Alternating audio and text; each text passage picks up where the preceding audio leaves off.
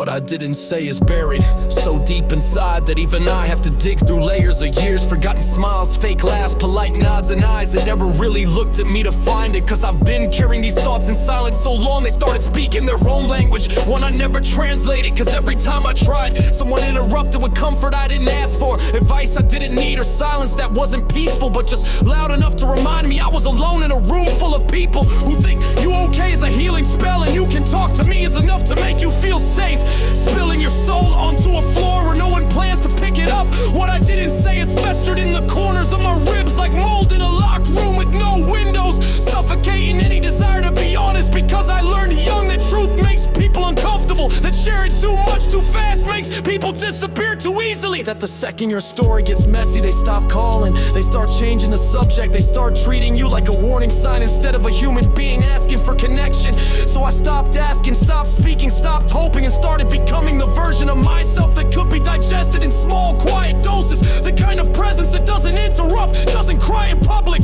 doesn't shake the air when it hurts, because it's safer to be background noise than to be the one screaming into a void that answers with silence. What I didn't say is a monologue rehearsed 1,000 times and never performed 1,000 nights of staring at ceilings thinking maybe tomorrow I'll say it, and then waking up too tired to try, too exhausted to push words past a throat that closed itself off years ago for self-preservation. Because the last time I told someone what I really felt, they looked at me like I'd grown a second head, like vulnerability was a performance they didn't buy a ticket for. And ever since then I've learned to curate my breakdowns in silence, to bury panic beneath productivity, to smile wide enough that no one asks why my eyes don't match, and to move through life as a draft no one gets to read.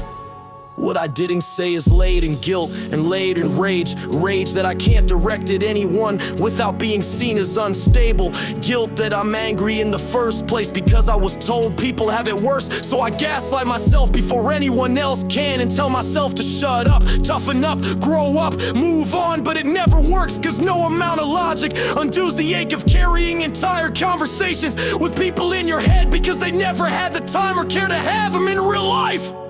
What I didn't say is that I'm tired of being seen as quiet when I'm just full of everything I never got to express, full of noise no one wanted to hear, full of needs I was taught to hide. And some days it feels like I'm going to burst from the inside out, from the weight of being composed while unraveling beneath the surface like a smile made of glass cracking behind closed doors where no one knocks.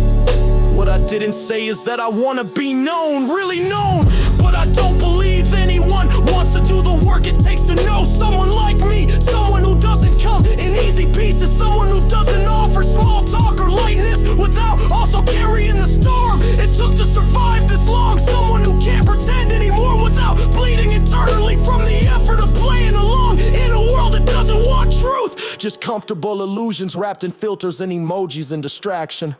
What I didn't say could have rewritten every moment I pretended I was fine, could have changed the way they looked at me if they ever cared to really look, could have saved me, maybe, if anyone never stayed long enough to listen past the polite version of I'm okay and sat still through the part where I break, not to fix me but just to be there, just to witness it without flinching, just to hold space where no one else ever did.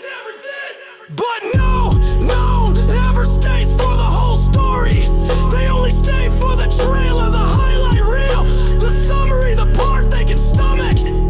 And that's why I never said it, that's why I never will. Because let's be honest, but you couldn't care enough to ever give a damn.